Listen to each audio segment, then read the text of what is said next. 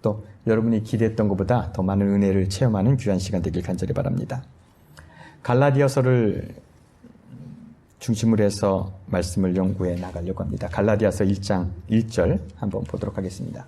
갈라디아서 1장 1절입니다. 다 같이 한번 읽어보겠습니다. 사람에게 난 것도 아니요 사람으로 말미암은 것도 아니요 오직 예수 그리스도와 그를 죽은 자 가운데 살리신 하나님 아버지로 말미암아 사도된 바울은, 사도 바울은 복음을 전하는데 항상 문제가 되는 것이 있었어요.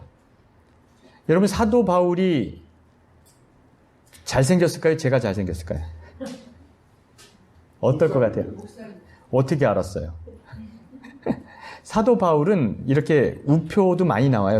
유럽에 가면 사도 바울 모습이 찍혀있는 그 우표도 나오고 많이 나오는데, 매부리코에, 안장다리에, 누구 말에는 간질도 있었다는 것 같아요. 그런 연약한 환경 속에서 목회를 하려니까, 특히 말 많은 여자들은 저렇게 못생긴 사람도 하나님이 쓰시는가라는 비난도 받았대요. 그만큼 무시당하고 자기는 열정이 있지만 아무도 인정해주지 않는 그런 길을 걸어간 사람이 바로 사도 바울입니다. 근데 이 사도 바울이 내가 하나님의 사도다라고 얘기하는 데는 상당히 큰 문제가 있어요. 여러분, 사도는 어떤 사람이 사도입니까? 예수님의 제자, 예수님과 같이 다닌 사람들이 사도인데, 사도 바울은 예수님과 같이 다녔습니까? 안 다녔습니까? 안 다녔어요. 예수님을 만난 적도 없어요.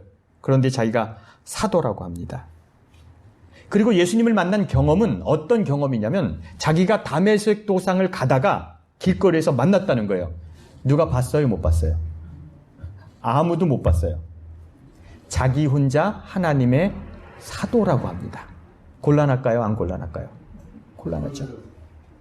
조직이 있어야 되는데, 교단이 있어야 되는데, 교파가 있어야 되는데, 그것이 없는 사도 바울이 복음을 전하는 것은 너무나 어려운 일이었어요. 이렇게 보시면 돼요. 여러분들 유럽에 100년 전쟁이 일어났을 때, 프랑스와 잉글랜드가 싸울 때 잔다르크라는 여자애가 나타난 거 아시죠? 잔다르크. 들어보셨죠? 16먹은 잔다르크가 왕을 찾아가서 뭐라 그러냐면, 천사 미가엘이 성 카타리나가 내게 나타나서서 프랑스를 잉글랜드 손에서 구하라고 말씀하셨다. 누가 믿어줍니까? 지 혼자 경험한 것인데.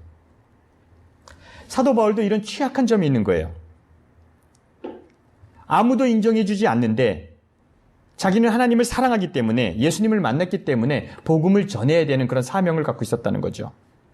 그러면 아무도 그 사람을 믿어주지 않는데, 여러분, 놀라운 사실은 뭔지 아십니까? 놀라운 사실은 진리는 항상 아무것도 없는 사람들이 전했다는 거예요. 근데 여러분들은 안 그럴 것 같아요? 여러분들 예수님이 이 땅에 다시 오셔서 진리를 전하시면 여러분들 받아들일 것 같아요? 여러분들도 안 받아들일 거예요. 왜요? 예수님은 여러분들이 믿을 구석이 하나도 없을 테니까. 역사를 보면 진리를 전하는 사람들은 교단도 없고 소속도 없었어요. 교회라는 테두리를 쓰지 않고 교리라는 것을 전하지 않았습니다. 그런 사람들이 복음을 전했어요. 엘리야가 그랬잖아요. 예수님이 어디에 소속됐었습니까? 사도 바울이 어디 소속돼서 복음을 전했습니까? 아니에요. 그런데 여러분, 정말 마음 아픈 것은 뭔지 아십니까? 우리도 그렇게 허우대가 좋지 않은 사람이 복음을 전하면 여러분들도 뭐 할 거라는 거예요? 거절할 거라는 것이 슬픈 일입니다. 우리가 성경을 공부하고 우리가 뭔가를 아는 것 같지만, 우리가 성경을 공부해서 진리를 찾을 것 같지만, 여러분 역시 예수님이 다시 복음을 전한다면 여러분도 예수님을 죽이라는 가편을 던질 거예요. 왜냐하면 우리도 역시 어떤 사람들이니까, 인간적인 사람이니까. 지난주에 우리가 창립 예배를 드렸어요.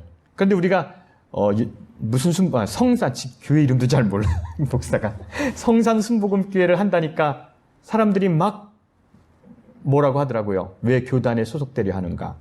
왜 그런지 아십니까? 왜 우리가 정말 순수한 집단이었잖아요. 교단도 없고 그런 집단이었는데 왜 굳이 성산 순복음교회를 하려 하는가? 왜 그럴까요? 여러분, 제가 진리가 아니기 때문에 그렇습니다. 진리가 아닌 사람은 그래도 돼요. 그러나 진리는 그런 식으로 오지 않습니다. 여러분, 우리가 마음 아픈 것은 이런 거예요. 나는 무엇인가 성경을 안다고 생각하고 무엇인가 성경을 알아간다고 생각하지만 진리가 올 때 저와 여러분들이 그것을 부정할 가능성이 많기 때문에 그렇습니다. 저는 확실해요. 예수님이 다시 오시면 제가 방송으로 그분 틀렸다고 방송할 것 같아요. 라디오를 통해서 그분이 진짜가 아니라고 얘기할 것 같은 내 자신이 두려운 거예요. 진리가 우리를 찾아왔을 때 우리가 지식이 없으므로 그 진리를 거절하는 무리에 여러분이 속할 것 같다는 거, 제가 속할 것 같다는 것이 두렵다는 거예요. 그래서 여러분, 부디 우리가 지금 진리를 안다고 얘기하지 마시고 진리를 공부해서 진리가 왔을 때 그 정도는 분별할 수 있는 성경적 지식을 갖게 되길 간절히 바랍니다. 그 정도는 알아야 돼요. 우리가 진리를 아는 것이 아니라 진리가 왔을 때 그 진리를 분별할 정도의 믿음, 성경적 지식을 갖고 있으면 좋겠다는 생각을 해요. 우리가 복음을 향해 달려가고 무엇인가 고민하고 열심히 노력했지만 우리는 아직 아무것도 모릅니다. 그래서 저는 여러분과 제가 성경 공부를 하고 교회를 하는 이유는 우리가 진리라는 것이 아닙니다. 언젠가 복음의 진리가 오면 그것을 받아들일 수 있는 마음의 도량을 넓히고 기다리는 사람이 되기를 간절히 바랍니다. 진리가 올 때 그것을 받아들이고 그것을 내 것으로 만들 수 있는 성경적 지식, 그 정도만 갖고 있으면 우리 모임은 괜찮은 거예요. 저는 오늘 갈라디아서를 통해서 여러분들에게 바울이 얘기하고 싶어하는 그 모든 것을 얘기해 보고 싶어요. 지금부터 여러분들에게 10분에 걸쳐서 성경을 정확하게 요약해 드리겠습니다. 이것만 기억하면 성경을 자세히 이해하는 거예요. 창세기부터 이야기를 하겠습니다. 창세기는 어떤 얘기로 시작합니까? 창조한 이야기로 시작하잖아요. 하나님이 천지를 창조하셨다는 거예요. 그건 창세기 2장에 끝납니다. 창세기 2장이 끝나는데 그 다음부터 아담과 하와가 뭐를 먹었어요? 선악과를 먹었어요. 죄가 들어왔죠. 그래서 죄가 들어왔어요. 그 다음부터는 성경에 평안이라는 말은 하나도 없습니다. 좋은 것은 하나도 없습니다. 성경 역사를 전체적으로 볼 때 정말 평화스러운 순간은 언제였을까요? 정말 아름다운 시간은 언제였을까요? 언제가 가장 아름답고 좋은 시간이었어요? 예, 언제? 사과. 누가 사과라고 그랬습니까? 선악과를 정확히 맞습니다. 그죠?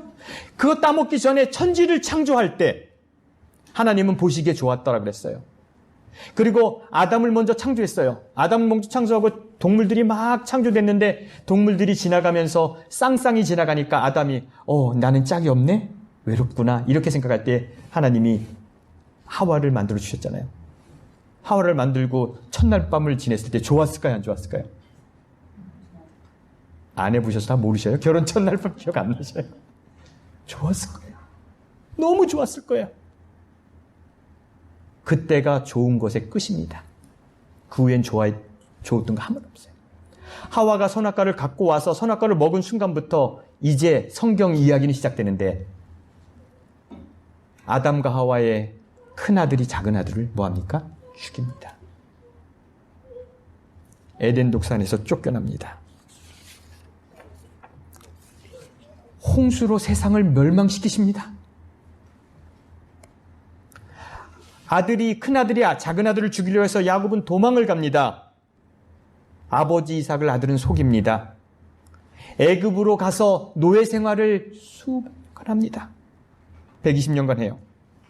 그리고 기껏 광야 생활을 통해서 돌아왔는데 정착했는데 블레셋, 아람 이런 사람들이 괴롭힙니다. 그러다가 아시리아에 멸망하고 바벨론에 멸망했습니다. 이것이 구약의 끝입니다. 그렇죠? 여기에 행복이 있습니까? 여기 뭐가 있습니까? 아무것도 없어요. 그리고 예수님이 오셨을 그 당시는 로마의 압제를 받고 있는 그런 암울한 시대였어요. 그럼 여러분들이 성경을 보면서 성경에서 환희를 보고 기쁨을 보고 이건 다 잘못 보는 거예요. 성경은 죄가 들어온 다음부터 기쁨이란 존재하지 않습니다. 괴로움이에요. 그 문제가 해결되기 전까지 기쁨과 웃음은 없습니다. 그것이 성경의 역사입니다. 왜 이렇게 되었는가? 죄의 문제 때문에 이렇게 됐습니다. 죄 문제가 해결되지 않으면 고통은 계속될 것입니다. 이 죄의 사슬은 끊어져야 합니다. 그래서 사도 바울은 이 죄의 사슬 때문에 너무 어렵고 힘든 이 세상을 어떻게 하면 자유롭게 할 것인가? 어떻게 하면 진정으로 자유롭고 평화로운 세상이 될 것인가 고민을 했는데 사도 바울이 이런 얘기로 시작합니다. 1장 4절입니다. 1장 4절. 다 같이 읽겠습니다. 시작. 그리스도께서 하나님 곧 우리 아버지의 뜻을 따라 이 악한 세대에서 우리를 건지시고 우리 죄를 대속하기 위하여 자기 몸을 주셨느니. 이 이야기로 우리에게 결론을 내리는 거예요. 죄의 문제가 해결돼야지 평화로운데 죄의 문제가 해결되기 위해서 예수 그리스도께서 이 땅에 오셔서 죄의 문제를 끊어버리셨다는 거예요. 그래서 죄에 포로됐던 사람들이 자유하게 되는데 그 자유는 예수 그리스도의 죽음으로 이루어졌다라는 얘기를 하는 겁니다. 여러분들이 성경 공부를 많이 했습니까? 저는 정말 많이 했어요. 성경을 많이 봤습니다. 정말 오랫동안 교회를 다녔고 믿음 생활을 하려고 했습니다. 근데 제 마음이 편했을까요? 성경을 공부하면 공부할수록 마음이 편할까요? 안 편할까요? 갈수록 죄인이 돼가는 거예요. 여러분, 성경에는 얼마나 많은 것이 죄인지 한번 볼까요? 시체를 만지면 죄입니다. 안식일에 많이 걸어도 죄입니다. 돼지고기 먹으면 어떻게 되는 줄 알아요? 돼지고기 먹으면. 요 근래 돼지고기 먹으신 분 없습니까? 먹었을 거예요. 뭐 국물이라도 먹었을 거예요. 여러분, 정령 구원을 받지 못합니다. 죄입니다. 교만한 것도 죄입니다. 헌금 안 하는 것도 죄입니다. 더 재미난 게 죄가 뭔지 아십니까? 여자들이 생리를 하면 죄입니다. 하혈하면 죄입니다.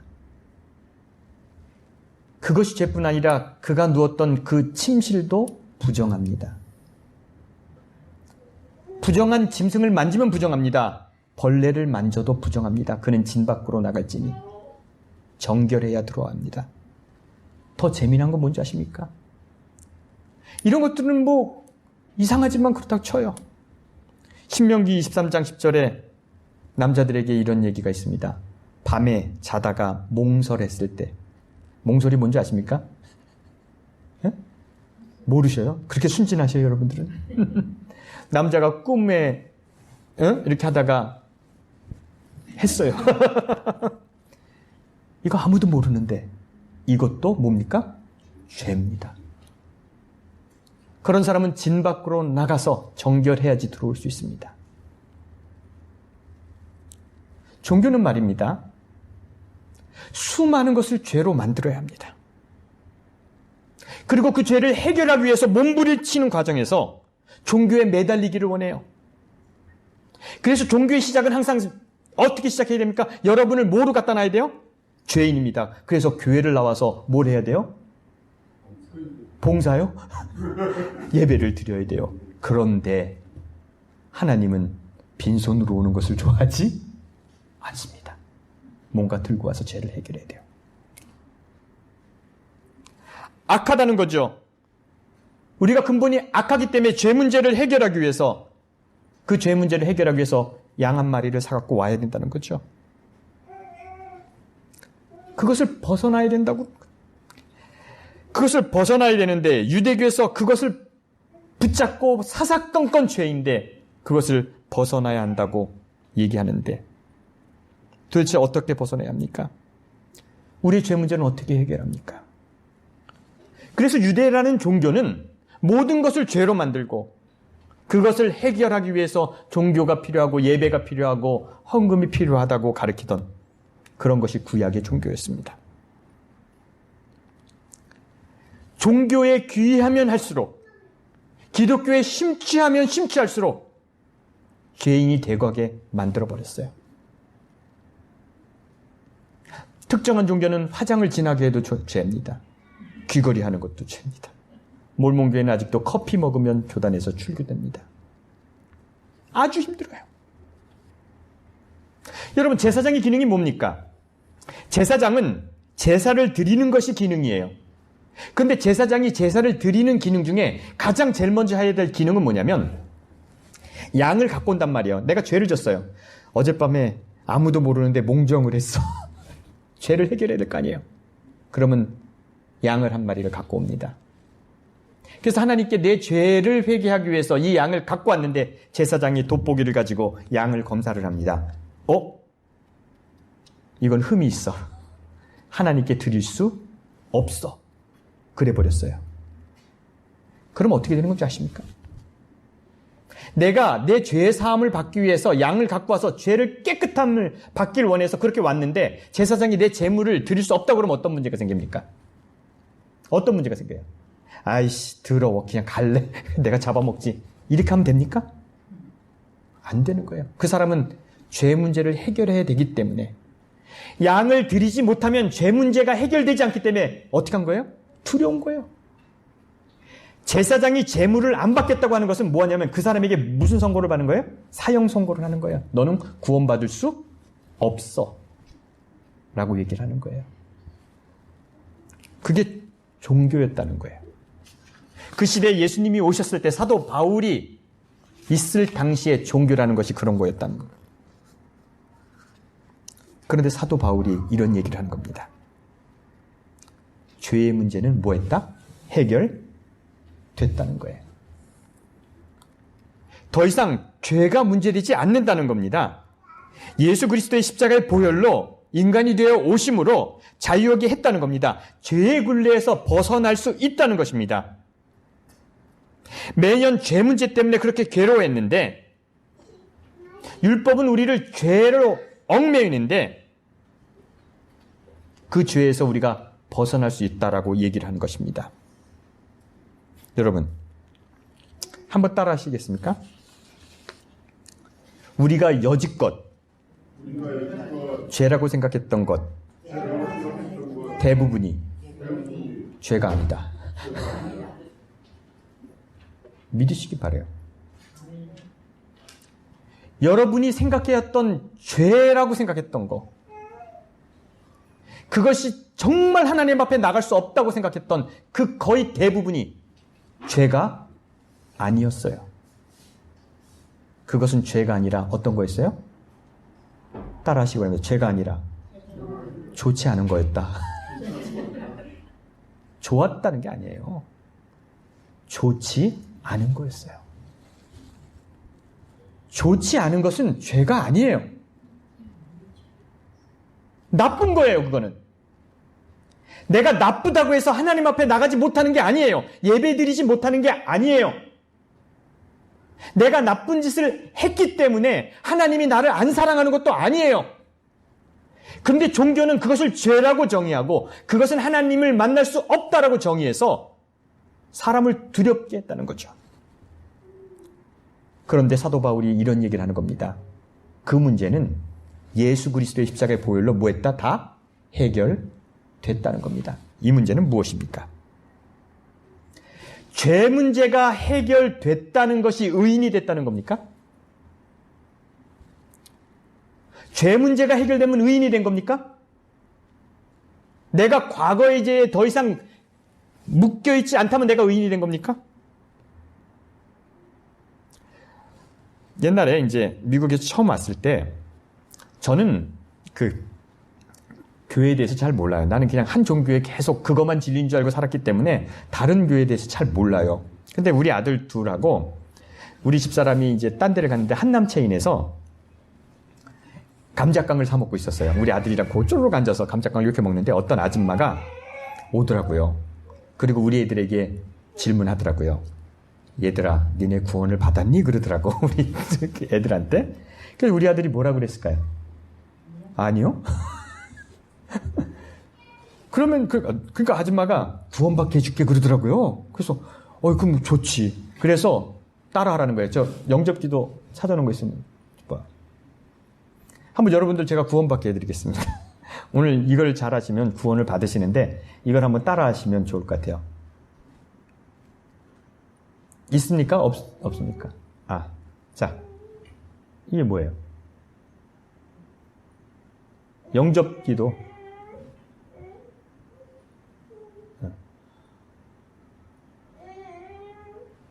그 영접기도라고 들어보셨어요? 안 들어보셨어요? 그럼 여러분은 아직 구원 못 받아요. 오늘 그 구원을 받게 해드릴게요. 없으면 없어요? 인터넷에 보면 있는데 없대요. 하나님이 우리를 위해 십자가에 달려 돌아가신 것을 믿습니다. 그리고 따서 예수님을 영접합니다라고 따라하라고 그러더라고 우리 아들한테. 우리 아들들이 잘 따라했어요.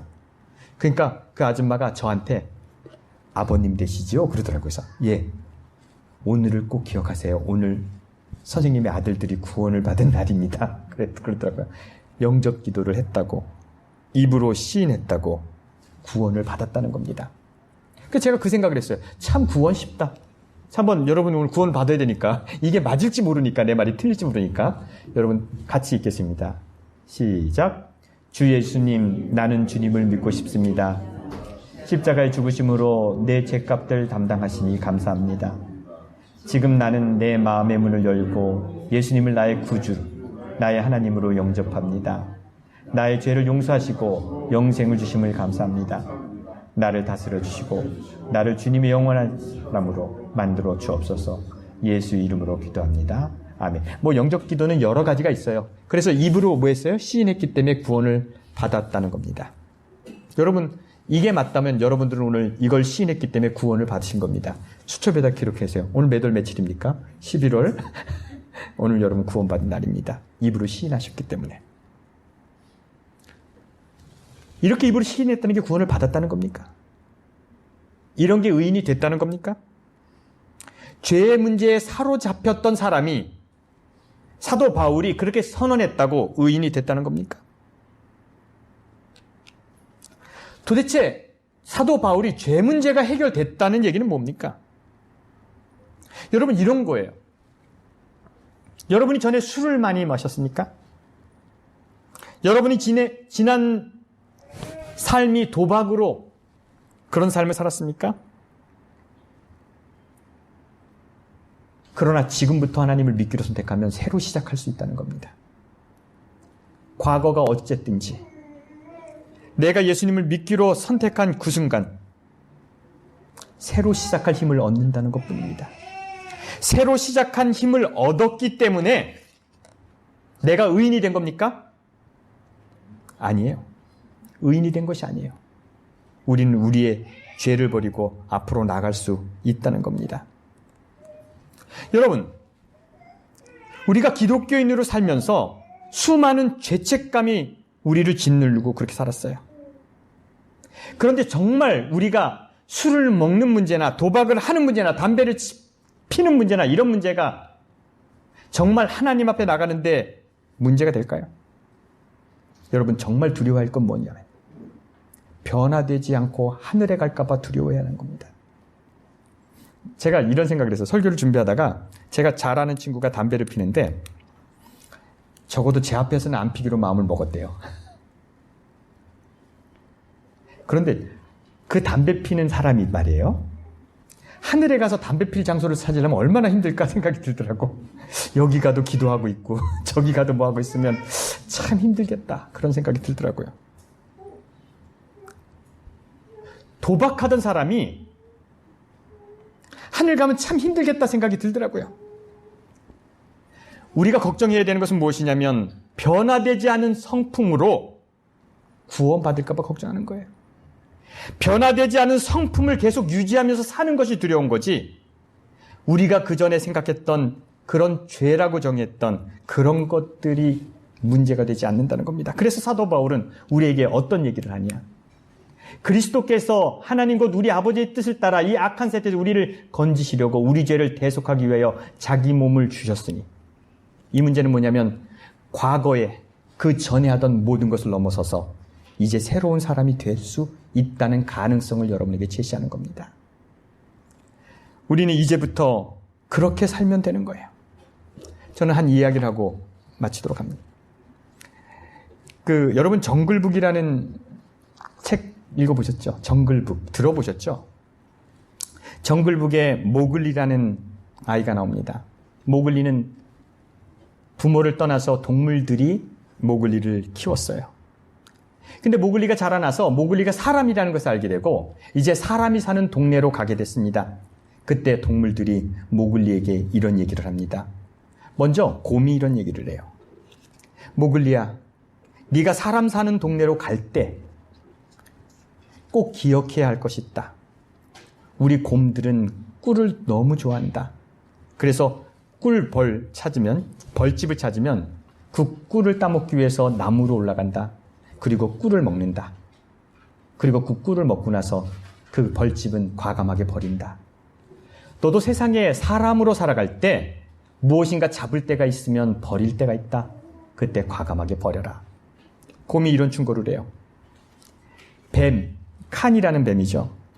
뱀이 모글리에게 이런 얘기를 합니다. 모글리야, 우리 뱀들은 1년에 한 번씩 허물을 벗는다. 1년에 한 번씩 허물을 벗는데 허물 벗는 것이 얼마나 힘든지 아니? 여러분, 뱀이 허물 벗다가 죽는 거 아십니까? 허물을 벗는데 힘이 모질라서 허물을 다 못 벗으면 그 상태에서 죽어요. 뱀이 허물을 벗는데 그렇게 어려운데 우리가 그렇게 몸부림쳐고 허물을 벗는다. 내 친구들은 허물을 벗다가 죽는 친구들도 있다. 그런데 모글리야, 기억할 것이 있다. 우리 뱀들은 허물을 벗고 나서 그 허물 속으로 다시 들어가지 않는다. 여러분, 우리 인생이 이런 거예요. 우리의 허물이 있어요. 죄된 본성이 있어요. 그리고 여지껏 죄된 삶을 살아왔어요. 그러나 예수 그리스도를 만남으로 우리가 그것을 벗어나기 위해서 마음을 먹었어요. 예수님이 죄 해결하심으로 우리가 이제 죄 문제가 해결됐으면 어떻게 하는 거예요? 다시 그 죄 속으로 안 들어가는 것이 자유입니다. 사도 바울이 우리에게 갈라디아서를 통해서 우리에게 얘기하는 것은 뭐냐면 여러분들이 이제부터는 죄를 짓지 않을 뭐가 있다는 거예요? 자유가 있다는 거예요. 도박을 이길 자유가 있다는 거예요. 여러분의 악한 성정을 이길 수 있는 자유가 있다는 거예요. 그 옛날의 죄에 얽매여서 종교가 만든 그 죄에 얽매여서 허우적거리지 말라는 거예요. 그리고 이제는 자유로운 사람이니까 예수님을 닮은 사람으로 살라는 겁니다. 그것이 사도 바울이 갈라디아서 1장 4절에 예수님께서 우리의 죄를 해결하셨다라는 얘기를 하는 거예요. 죄를 해결하면 의인이 되는 겁니까? 죄가 해결됐으면 의인이 됐습니까? 어때요? 노선 교사님, 죄가 해결되면 의인이 됐습니까? 모르죠. 저렇게 할 줄 알았어요. 항상 원하는 대답을 안 합니다. 저는 문자적으로 안 맞죠. 죄를 해결하면 우리가 의인이 됩니까?